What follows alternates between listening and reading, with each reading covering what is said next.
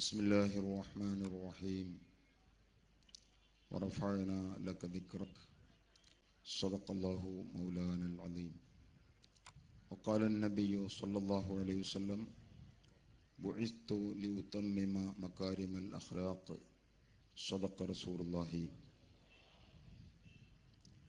ഏറ്റവും ബഹുമാനമുള്ള സാദാത്യങ്ങൾ, ഉസ്താദുമാർ, നമ്മുടെ വയൂഫുകൾ, മറ്റു സഹോദരങ്ങളെ, സുഹൃത്തുക്കളെ,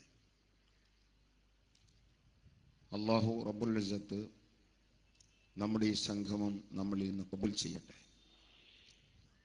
ഹബീബായ സയ്യിദുനാ മുഹമ്മദുർ റസൂലുള്ളാഹി സല്ലല്ലാഹു അലൈഹി വസല്ലം തങ്ങളെ കീർത്തിക്കുന്നതിന് വേണ്ടി ലോകത്ത് മുസ്ലിങ്ങൾ ജീവിക്കുന്ന എല്ലാ രാജ്യങ്ങളിലും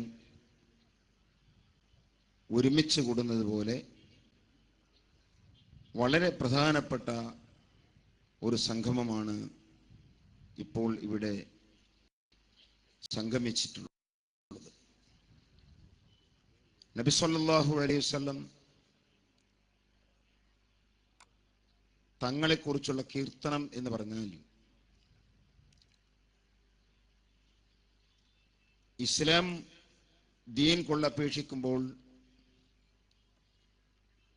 ഇസ്ലാം മതത്തിൻ്റെ അടിത്തറയാണ് അത് എന്ന് വേണം പറയാൻ. കാരണം ഈ ദീനിൻ്റെ അസ്ഥിവാരം വിശ്വാസമാണ്. എന്ത് വിശ്വാസം? ഈമാൻ എന്ന് പറഞ്ഞാൽ അതിന് കൊടുക്കുന്ന നിർവചനം തന്നെ അൽ ഈമാനു അത്തസ്ദീഖു ബിമാ ഉലിമ മജീഉഹു സല്ലല്ലാഹു അലൈഹി വസല്ലം ബിഹി ബില്ലറൂറ. അനിഷേധ്യമായി നബി സല്ലല്ലാഹു അലൈഹി വസല്ലം തങ്ങൾ അള്ളാഹുവിൽ നിന്ന് കൊണ്ടുവന്നതാണെന്നറിയപ്പെട്ട സർവ്വകാര്യങ്ങളിലും 100% റസൂലുള്ളാഹി തങ്ങളെ വാസ്തവമാക്കുക. ഇതാണ് ഈമാൻ എന്ന് പറഞ്ഞതിൻ്റെ ആകത്തുക. ഈമാൻ കാര്യങ്ങളായി 6 കാര്യങ്ങൾ, പ്രധാനപ്പെട്ട കാര്യങ്ങൾ നമ്മൾ എണ്ണി പറയാറുണ്ട്. അതിൻ്റെ ശാഖകളായി വേറെയും ഒരുപാട് കാര്യങ്ങൾ ഉണ്ട്. അത് ഈമാനിൻ്റെ നിർവചനമല്ല, ഈമാൻ കാര്യങ്ങളാണ്. ഈമാനിന് സർവ ഗ്രന്ഥങ്ങളിലും പണ്ഡിതന്മാരും ഒക്കെ കൊടുത്ത നിർവചനം അത്തസ്ദീഖു ബിമാ ഉലിമ മജീഉഹു സല്ലല്ലാഹു അലൈഹി വസല്ലം ബിഹി ബില്ലറൂറ. നബി തങ്ങൾ അല്ലാഹുവിൽ നിന്ന് കൊണ്ടുവന്നതാണെന്ന് നിഷേധിക്കാൻ പറ്റാത്ത വിധം സ്ഥിരപ്പെട്ട സർവ്വകാര്യങ്ങളിലും ആ നബി തങ്ങൾ 100% സത്യവാനാണെന്ന ഉറച്ച വിശ്വാസം. ഈ വിശ്വാസം ആര് ഉൾക്കൊള്ളുന്നുവോ അവനാണ് മുഅ്മിൻ എന്ന് പറയുന്നത്. ഈ വിശ്വാസം ആരുടെ മനസ്സിൽ വരുന്നില്ല അവൻ മുഅ്മിൻ ആവുകയില്ല. അതുകൊണ്ട് തന്നെ ഈ വിശ്വാസം എന്ന് പറയുന്നത് നമുക്ക് ബോധ്യപ്പെടേണ്ടുന്ന ഒരു വസ്തുത, ഒരു യാഥാർത്ഥ്യമാണ്. അത് അടിച്ചേൽപ്പിക്കാനോ ഒരാളിൽ സൃഷ്ടിച്ചുണ്ടാക്കാനോ നമുക്ക് കഴിയില്ല. അതാണ് ലാ ഇക്റാഹ ഫിദ്ദീൻ. പരിശുദ്ധ ദീനിൽ അടിച്ചേൽപ്പിക്കുന്ന പ്രശ്നമില്ല. ഇത് ആർക്ക് ബോധ്യപ്പെടുന്നുവോ അവൻ മുഅ്മിൻ ആവും. ഒരാൾക്കിത് ബോധ്യപ്പെടുന്നില്ലേ അവൻ മുഅ്മിൻ ആകുന്നില്ല. പക്ഷേ ബോധ്യപ്പെടാൻ പറ്റും വിധത്തിലുള്ള ദൃഷ്ടാന്തങ്ങൾ അല്ലാഹു സുബ്ഹാനഹു വ തആല വെച്ചിട്ടുണ്ട്. മനുഷ്യരിൽ 2 തരക്കാർ ഉണ്ട്. ഒരു തരക്കാർ നിഷ്പക്ഷമതികളാണ്. അവർക്ക് മതിയായ ഒരു തെളിവ് കിട്ടിയാൽ അതുകൊണ്ട് അവർ ഉറച്ചു വിശ്വസിക്കും. അങ്ങനത്തെ വിഭാഗത്തിന് പറ്റിയ ദൃഷ്ടാന്തങ്ങൾ അല്ലാഹു വെച്ചിട്ടുണ്ട്. അതിനാണ് ഇഖ്നാഇയായ ഹുജ്ജത്ത് എന്ന് സാങ്കേതികമായി പറയാറുണ്ട്. ആ തെളിവ് കിട്ടിയാൽ അതുകൊണ്ട് തലകുലിക്ക് അവർ സമ്മതിക്കും. രണ്ടാമത്തെ ഒരു വിഭാഗം എന്ന് പറഞ്ഞാൽ അങ്ങനെ പെട്ടെന്ന് തലകുലിക്ക് സമ്മതിക്കുന്നവരല്ല. എപ്പോഴും പറഞ്ഞതിന്റെ ഒരു മറുവശം ചിന്തിക്കുന്നവരാണ്. എന്തുകൊണ്ട് അങ്ങനെ ആയിക്കൂടാ, ഇങ്ങനെ ആയിക്കൂടാ എന്ന ചോദ്യങ്ങളായിരിക്കും അവരെ മനസ്സിൽ സ്വീകരിക്കുന്നതിനേക്കാൾ കൂടുതലായി വരിക. അതുകൊണ്ട് അങ്ങനത്തെവരെ വായ അടപ്പിക്കും വിധമുള്ള തെളിവുകളും അള്ളാഹു വെച്ചിട്ടുണ്ട്. അതിന് അൽ ഹുജ്ജത്തുൽ ഇൽസാമിയായ ഹുജ്ജത്ത് എന്നും പറയുന്നു. ഞാൻ പറഞ്ഞു വന്നത് അങ്ങനെ വെറുതെ അങ്ങോട്ട് നബി തങ്ങളെ അന്ധമായി വിശ്വസിക്കാൻ പറഞ്ഞതല്ല. ആ വിശ്വാസത്തിന് പറ്റിയ തെളിവുകളും അള്ളാഹു വെച്ചിട്ടുണ്ട്. എന്നിട്ടും അതിനോട് പുറംതിരിഞ്ഞ് നിൽക്കുന്നവർ ഉണ്ടാകാം. അതിൽ ഉണ്ട്, എല്ലാ കാലത്തുമുണ്ട്.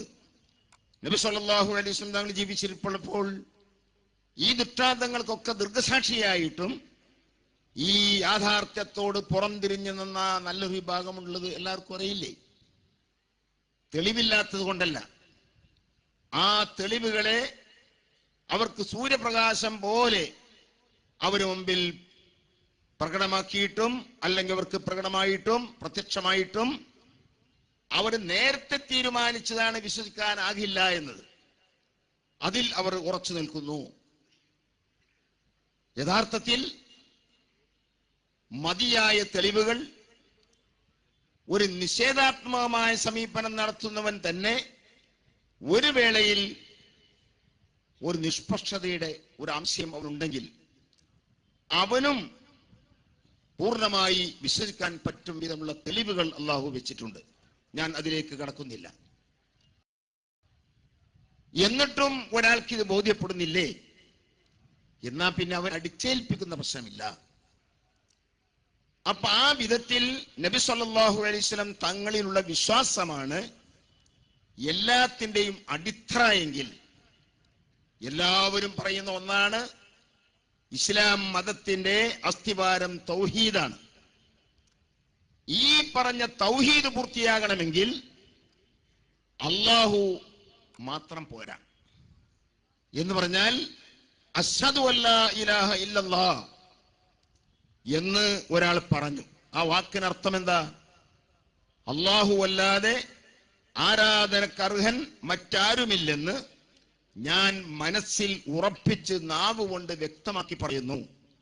അല്ലെങ്കിൽ എന്റെ മനസ്സിലുള്ള വിശ്വാസത്തിന് നാവിനെ ഞാൻ സാക്ഷ്യമാക്കുന്നു.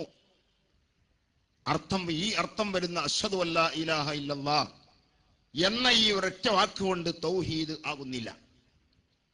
അതുകൊണ്ട് തൗഹീദ് ആയിരുന്നെങ്കിൽ പഴയ കാലത്ത് ജീവിച്ചു പോയ എത്രയോ ഗ്രീക്ക് തത്വക്കാർ, ഫിലോസഫ ചിന്താഗതിക്കാർ, ഫൈലസൂഫികൾ, അവരൊക്കെ ഈ ലോകം വെറുതെ ഉണ്ടായതല്ലെന്നും പ്രകൃതിയാ ലോകമുണ്ടായി എന്ന് പറയുന്നത് പൂർണ്ണമായും യുക്തിരഹിതമാണെന്നും അത് യുക്തിയല്ലെന്നും സമർത്ഥിക്കുകയും വാജിബുൽ വുജൂദായ ഒരു വ്യക്തി ഇതിന്റെ എല്ലാത്തിൻ്റെയും പിന്നിൽ ഉണ്ടെന്നും അവൻ സർവശക്തനും സർവജ്ഞാനിയും എല്ലാത്തിൻ്റെയും ഉടമയുമാണെന്നും ഉറച്ച് വിശ്വസിക്കുന്നവരാണവർ. വിശ്വാസമുണ്ടെന്ന് മാത്രമല്ല, അത് തുറന്ന് പ്രഖ്യാപിക്കുകയും അതിന് ബുദ്ധിപരമായ തെളിവുകൾ അവർ നിരത്തി വെക്കുകയും ചെയ്തിട്ടുണ്ട്. പക്ഷേ ഇവരെ കുറിച്ച് മുഅ്മിൻ എന്നോ മുസ്ലിം എന്നോ പറയാൻ പറ്റില്ല.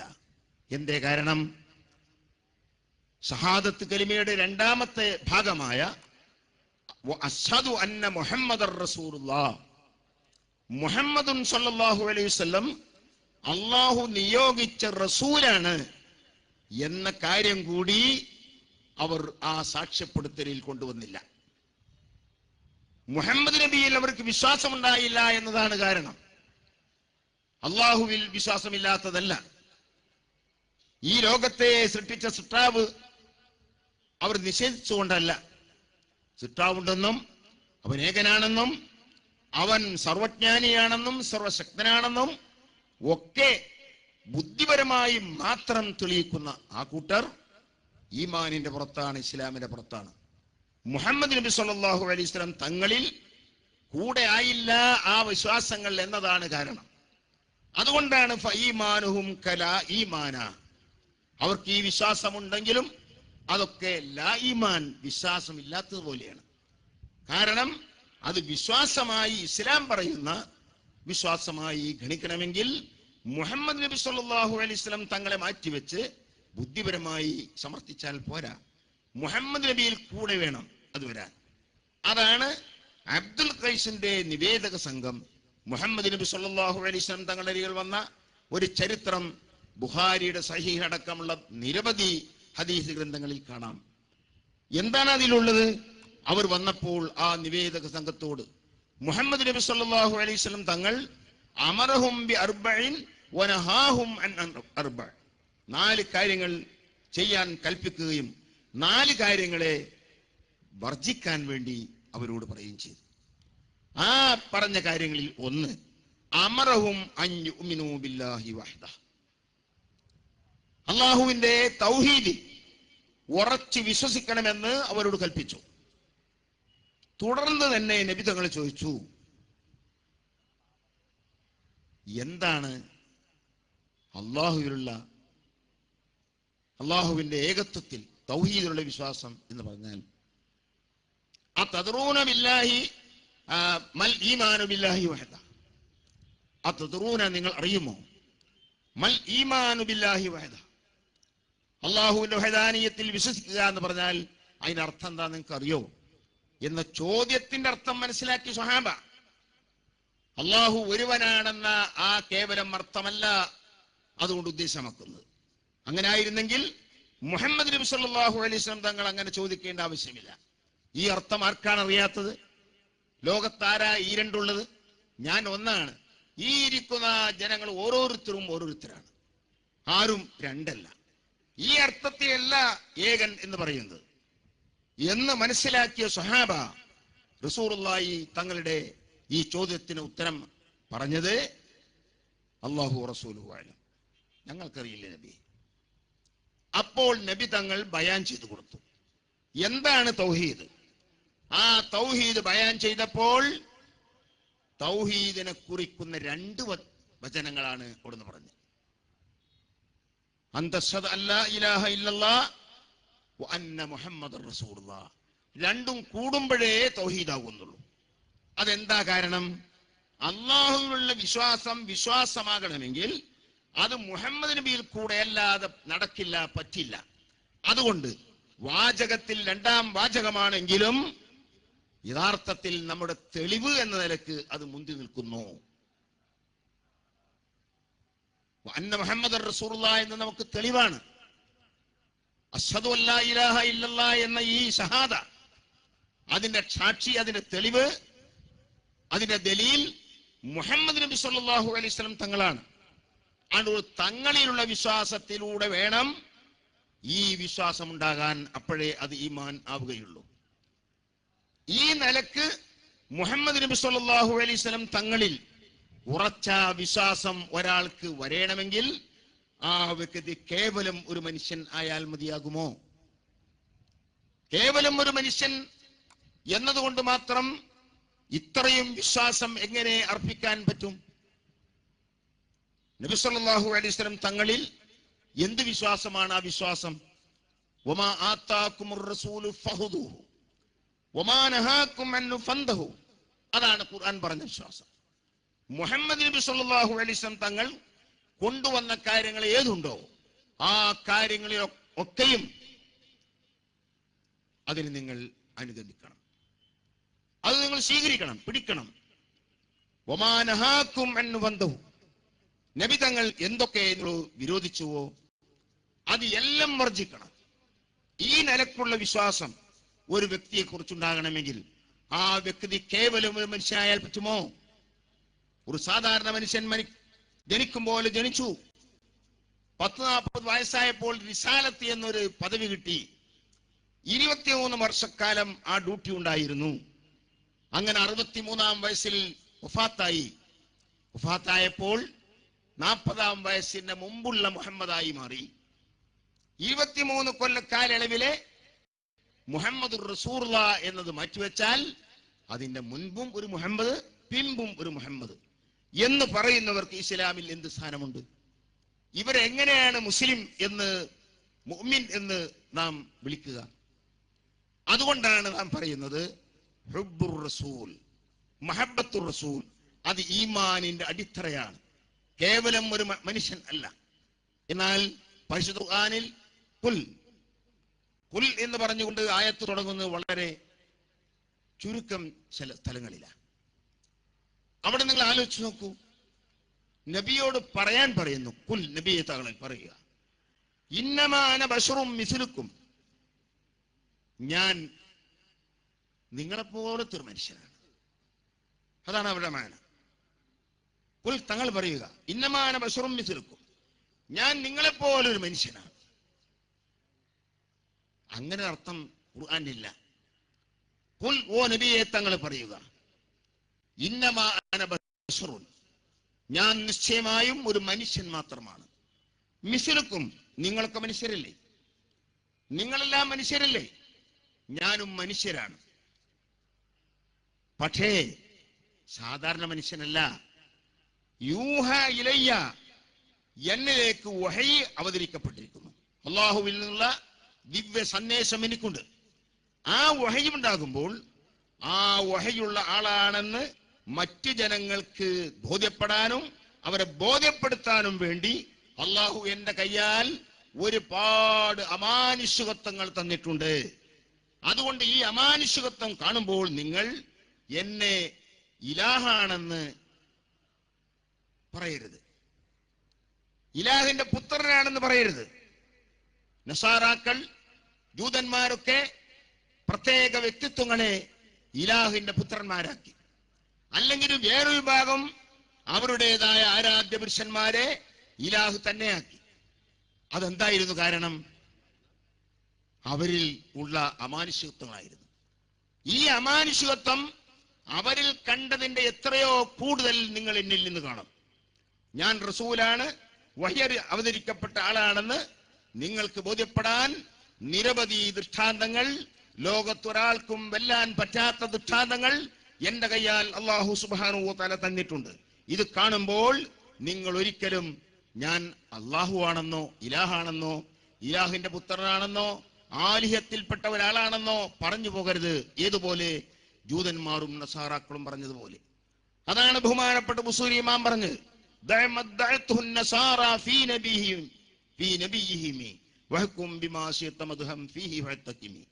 നസാറാക്കളും ജൂതന്മാരും അവർ അവരുടേതായ അമ്പിയാക്കന്മാരിൽ ഉലൂഹിയത്ത് അവരോധിച്ചു. അത് നിങ്ങൾ ചെയ്യാൻ പാടില്ല. ഞാൻ ഒരിക്കലും ഇലാഹല്ല, ഇലാഹിന്റെ മകനുമല്ല, ഞാൻ അബ്ദാണ്. അതുകൊണ്ടല്ലേ ഖുർആനിൽ നബി സല്ലല്ലാഹു അലൈഹി വസല്ലം തങ്ങൾക്ക് പറഞ്ഞ വസ്ഫിൽ വെച്ച് ഏറ്റവും പ്രധാനപ്പെട്ട വസ്ഫ് തന്നെ അള്ളാഹുവിന്റെ അബ്ദ് എന്നതാണ്. പ്രധാനപ്പെട്ട വിഷയങ്ങൾ പറഞ്ഞപ്പോഴൊക്കെ ഈ പ്രയോഗമാണ് ഖുർആൻ പ്രയോഗിച്ചത്. കണ്ടോ, സുബ്ഹാനല്ലദീ അസ്റാ ബിഅബ്ദിഹി ലൈലൻ മിനൽ മസ്ജിദിൽ ഹറാം. ഇങ്ങനെ പ്രധാനപ്പെട്ട സ്ഥലങ്ങളിൽ മാത്രമാണ് അബ്ദ് എന്ന് പറഞ്ഞത്. ആ അബ്ദ് പറഞ്ഞതിന്റെ ശേഷമാണ് റസൂലിനെ പറയുന്നത്. അബ്ദുഹു വ റസൂലുഹു, റിസാലത്ത് അതിന്റെ ശേഷമാണ്. അപ്പോ നബി തങ്ങൾക്ക് അല്ലാഹു കൊടുത്ത റിസാലത്ത് എന്ന ആ ഉസ്ഫിനെക്കാളും വളരെ അർത്ഥഗാംഭീര്യമുള്ളതാണ് അള്ളാഹുവിന്റെ അബ്ദാവുക. അൽ ഖായിമു ബിൽ ഉബൂദിയ്യ, അവിടുത്തെ ഉബൂദിയ്യത്ത് അനുസരിച്ച് അത് മനസ്സിലാക്കി അത് ഉൾക്കൊള്ളേണ്ടതായ ഉൾക്കൊണ്ടുകൊണ്ട് അതനുസരിച്ച് നിന്ന് പോരുന്ന മുഹമ്മദ് നബി സല്ലല്ലാഹു അലൈഹി വസല്ലം തങ്ങൾ അള്ളാഹുവിന്റെ ഒരു കാമിലായ അബ്ദാകുന്നു. അബ്ദാകുമ്പോൾ പിന്നെ അള്ളാഹു ആകുന്ന പ്രശ്നമില്ല. അബ്ദാകുമ്പോൾ അള്ളാഹുവിന്റെ മകനാകുന്ന പ്രശ്നമില്ല. അബ്ദാകുമ്പോൾ ഇലാഹാകുന്ന പ്രശ്നമില്ല. ഈ നിലക്ക് ജനങ്ങളെ ധൈര്യപ്പെടുത്താൻ, ബോധ്യപ്പെടുത്താൻ നബി തങ്ങളോട് അല്ലാഹു പറഞ്ഞു. അത് നമ്മളോട് പറഞ്ഞില്ല. നമ്മളോട് ഓരോരുത്തരോടും അള്ളാഹു പറഞ്ഞോ? ഓരോരുത്തരും പറഞ്ഞേക്കണം. നമ്മളോട് നിസ്കരിക്കാൻ പറഞ്ഞു, റസൂലുള്ളാഹിനെ നിസ്കരിക്കാൻ പറഞ്ഞു. റസൂലുള്ളാഹിനെ നോമ്പ് എടുക്കാൻ പറഞ്ഞു, നമ്മളോടും പറഞ്ഞു. എന്നാൽ നമ്മളോട് എന്ത് പറഞ്ഞോ? നിങ്ങൾ ഓരോരുത്തരും പറയണം ഞാൻ മനുഷ്യനാണ്. അത് പറയേണ്ട ആവശ്യമില്ല. നമ്മളെ കുറിച്ച് മനുഷ്യരല്ല എന്ന് ആരും പറയില്ല. കാരണം നമ്മളിന്ന് അങ്ങനൊന്നും ദർശിക്കുന്നില്ല. നമ്മളിന്ന് ദർശിക്കുന്നതൊക്കെ മനുഷ്യപരമായ കാര്യങ്ങളാണ്. അമാനുഷികമായ കാര്യങ്ങൾ ഒന്നിന് പുറകെ മറ്റൊന്ന്, അതിന് പുറകെ മറ്റൊന്ന് പലപ്പോഴും കണ്ടുകൊണ്ടിരിക്കുമ്പോ ഈ അവരോധിക്കൽ വരും, ചിലപ്പോൾ അപരാധങ്ങളൊക്കെ വരും. ഇതുപോലെ ജൂതന്മാർ, നസാറാക്കളൊക്കെ, ഈസാ നബിയിൽ നസാറാക്കൾ ഉലൂഹിയത്തെ അവരോധിച്ചില്ലേ? എന്തായിരുന്നു കാരണം? അമാനുഷികമായ കാര്യങ്ങൾ കണ്ടു. പോകട്ടെ, ബഹുമാനപ്പെട്ട യൂസുഫ് അലൈഹി ഇസ്ലാമിന്റെ സീനത്ത്, അവിടുത്തെ ജമാൽ, അഴക്, ഈ അഴക് ഒരു മനുഷ്യരിൽ മുമ്പ് കണ്ടിട്ടില്ല. ആ ഒരൊറ്റ കാരണം കൊണ്ട് ആ ജനത പറഞ്ഞു, മഹാദാ ബസറ ഇൻഹാദാ ഇല്ലാ മലക്കുൻ കരീം. ഇത് ഒരിക്കലും മനുഷ്യനല്ല, മലക്കാണ്. അവർ മലക്കിലേക്കാണ് എത്തിയത്. എന്നാൽ മറ്റേ കൂട്ടർ ഉലൂഹിയത്ത് അവരോധിച്ചു. അങ്ങനത്തെ ഒരു അവസ്ഥാവിശേഷം നബി തങ്ങളുടെ ജനതയിൽ വരാൻ പാടില്ല എന്ന് അള്ളാഹു തീരുമാനിച്ചതുകൊണ്ട് നബിയോട് അള്ളാഹു പറഞ്ഞു, നബിയെ, തങ്ങൾ അവിടുത്തെ ജനങ്ങൾക്ക് മനസ്സിലാക്കി കൊടുക്കണം, ഞാൻ മനുഷ്യൻ തന്നെയാണ്. നിങ്ങൾക്ക് മനുഷ്യരല്ലേ? അതേപോലെ മനുഷ്യനാണ്. പക്ഷേ എനിക്ക് പ്രത്യേകത ഉണ്ട്. അതാണ് ഫമബ്ലഗുൽ ഇൽമി ഫീഹി അന്നഹു ബശറു വഅന്നഹു ഖൈറു ഖൽഖില്ലാഹി കുല്ലിഹിം. വിജ്ഞാനം ഇൽമു വെച്ച് നോക്കുമ്പോൾ അതിന്റെ പരമാവധി പറയാൻ കഴിയുന്നത് നബി സല്ലല്ലാഹു അലൈഹി വസല്ലം തങ്ങൾ മനുഷ്യനാണ്, ബശറാണ്. അതോടൊപ്പം വഅന്നഹു ഖൈറു ഖൽഖില്ലാഹി കുല്ലിഹിം, അല്ലാഹുവിന്റെ സൃഷ്ടിയിൽ വെച്ച് ഏറ്റവും ശ്രേഷ്ഠനായ ഒരാളാണ്. അപ്പൊ സാധാരണ ഒരാളല്ല. അതുകൊണ്ടല്ലേ നബി തങ്ങൾ പറഞ്ഞ് അയ്യുക്കും മിസ്ലി, ഒരു വെല്ലുവിളി സ്വരത്തിൽ, നിങ്ങളിൽ ആരാണ് എന്നെ പോലെയുള്ളത്? ആരുമില്ല. ഫഇന്നീ ലസ്തു കഅഹദിൻ മിൻകും, വേറെ ഒരു സ്ഥലത്ത് അങ്ങനെയും കാണാം, ഞാൻ നിങ്ങളിൽപ്പെട്ട ആരെ പോലെയുമല്ല. അപ്പൊ നബി സല്ലല്ലാഹു അലൈഹി വസല്ലം തങ്ങൾ പ്രത്യേക വ്യക്തിത്വത്തിന്റെ ഉടമയാണ്. അത് നമ്മുടെ ബുദ്ധിപരമായി നാം നബി തങ്ങളെ കുറിച്ച് മനസ്സിലാക്കിയാൽ നമുക്ക് സമ്മതിക്കാൻ കഴിയും. അതാ ഫമബ്ലഗുൽ ഇൽമി എന്നാ പറഞ്ഞത്, ഫമബ്ലഗുൽ ഹിസ്സി എന്നല്ല. നമ്മുടെ ഹബാസ് വെച്ച് നോക്കുമ്പോൾ നബി തങ്ങൾ ഒരു മനുഷ്യനാണെന്ന് പറയാൻ പറ്റില്ല. അതുകൊണ്ട് മനുഷ്യത്വത്തിൽ നിന്ന് ഉയർത്തി ഉലൂഹിയത്തിലേക്ക് ചിലപ്പോ അവരോധിച്ചേക്കാം. അത് വരാൻ പാടില്ല നബിയെ. തങ്ങൾ അനുയായികളോട് തങ്ങൾ ഇത് പറഞ്ഞു കൊടുക്കണം. അപ്പൊ ചുരുക്കത്തിൽ ഞാൻ പറഞ്ഞു വന്നത്, ആ നബി സല്ലല്ലാഹു അലൈഹി വസല്ലം തങ്ങളോടുള്ള മഹബത്ത് നമ്മുടെ എല്ലാമാണ്. അത് പ്രകടമാക്കുന്ന ഒരു സദസ്സാണ് ഇവിടെ നടക്കുന്നത്. എല്ലാ രാഷ്ട്രത്തിൽ നിന്നുള്ള പ്രത്യേക ആളുകളും ഉണ്ട്. അല്ലാഹു സുബ്ഹാനഹു വ തആല എല്ലാം ഖബൂൽ ചെയ്യട്ടെ എന്ന് ദുആ ചെയ്ത് ഞാൻ നിർത്തുന്നു. ഇതുപോലെ എല്ലായിടത്തും ഈ സുന്നത്ത് നാം ഹയാത്താക്കണമെന്ന് കൂടി ഓർമ്മപ്പെടുത്തി ഇൻഷാ അല്ലാഹ് ഈ വരുന്ന ഫെബ്രുവരി 1-ാം തീയതി ഉസ്താദിന്റെ ഹുബ്ബുർ റസൂൽ പ്രഭാഷണം അതിഗംഭീരമായ രീതിയിൽ ജാമിയ ഹിക്മിയയിൽ വെച്ച് നടക്കുന്നു. എല്ലാവരെയും അതിലേക്ക് ക്ഷണിക്കുകയും അത് വിജയിപ്പിക്കുകയും ചെയ്യണമെന്ന് അപേക്ഷിച്ചുകൊണ്ട് ബിസ്മില്ലാഹിർ റഹ്മാനിർ റഹീം ഇന്നാ ഫതഹനാ ലക ഫതഹൻ മുബീന എന്ന ഖുർആൻ വാക്യം കൊണ്ട് പരിപാടി ഉദ്ഘാടനം ചെയ്യുന്നു. വആഖിറു ദഅവാന അനിൽ ഹംദുലില്ലാഹി റബ്ബിൽ ആലമീൻ. അസ്സലാമു അലൈക്കും വറഹ്മത്തുള്ളാഹി.